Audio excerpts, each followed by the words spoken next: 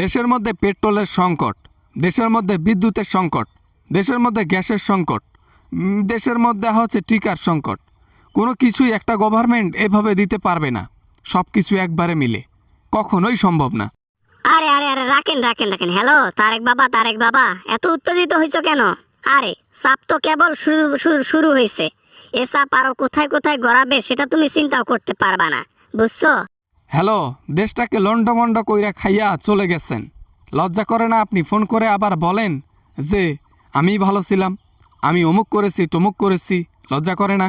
1 বছর নয় 2 বছর নয়, 17টা বছর আমি দেশ চালাইছি। কখনো কোনো কিছুর অভাব পাইতে দেই নাই জনগণকে। যেই আমার ক্ষমতা যাওয়া, নির্বাচনের 3 মাসও যায় নাই, সব সংকট। সব সংকট কোথা থেকে আসলো? পেট্রোলের সংকট। আর এই সংকট কাটানোর জন্য আমরা আপ্রাণ চেষ্টা করতেছি। এটা শুধু আমাদের উপর না, এটা অনেক দেশের উপর ইফেক্ট পড়ছে। কই 17 বছরে তো আমাদের উপর ইফেক্ট এভাবে পড়ে নাই। তাহলে বিএনপি ক্ষমতায় আসার পরপরই কেন ইফেক্ট পড়তেছে?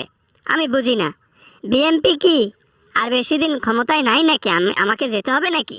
আসেন আসেন, আপনার জন্য কুরসি রেডি করে রাখছি। আপনার জন্য একেবারে চেয়ার মুছে ঝেড়ে একে সাজিয়ে রাখছি। এসে বসে দেশ চালান। আসেন আসেন ম্যাডাম, আসেন। হাসিনা যখন দেশে ছিল, মজা কইরো না তারেক রহমান, মজা কইরো না। হাসিনা যখন দেশে ছিল কই বিদ্যুতের তো সংকট দেখা দেয় নাই, কিন্তু এখন লোডশেডিং এ ভুগতেছে কেন জনগণ?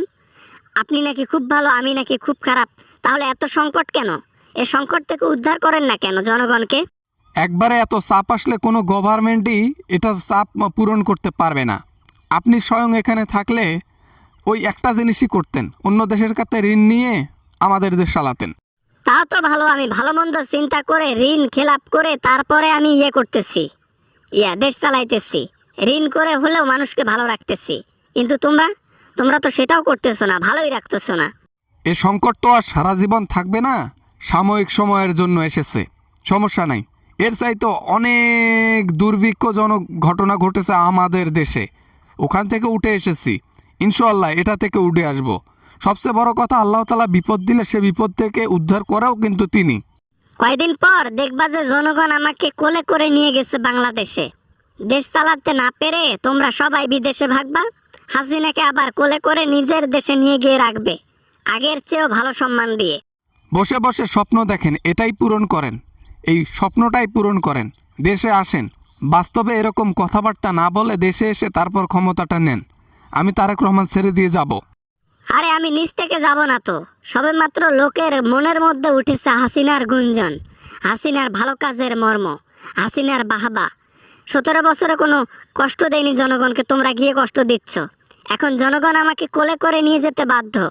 দেশটাকে লন্ডভন্ড কইরা, দেশটাকে ধ্বংস কইরা রাইখা চলে গেছো। সে দেশকে ব্যাকআপ করাইলাম আমরা সবাই মিলে, জনগণ, ডক্টর ইউনূস, আমরা সবাই মিলে। আর তুমি এখন বলতেছো দেশে এসে আবার ক্ষমতা নিবা? আরে বেটা, এটা বলা সহজ, করা কঠিন। আরে কয়দিন পর এমনিতেই টের পাবা তারেক রহমান, দেখতে পারবা। তোমরা যখন দেশ চালাতে না পেরে বাইরে চলে যাবা, ঠিক ওই সময় আর কেউ এ দায়িত্ব নেবে না, ওই হাসিনা ছাড়া। তখনই জনগণ এসে নিয়ে যাবে, কথা দেখিও।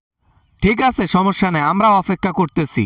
দেখি এ সংকট কতদিন থাকে, এ বিপদ কতদিন থাকে, আর তুমি কিভাবে দেশে এসে ক্ষমতা নিয়ে তারপর বসো।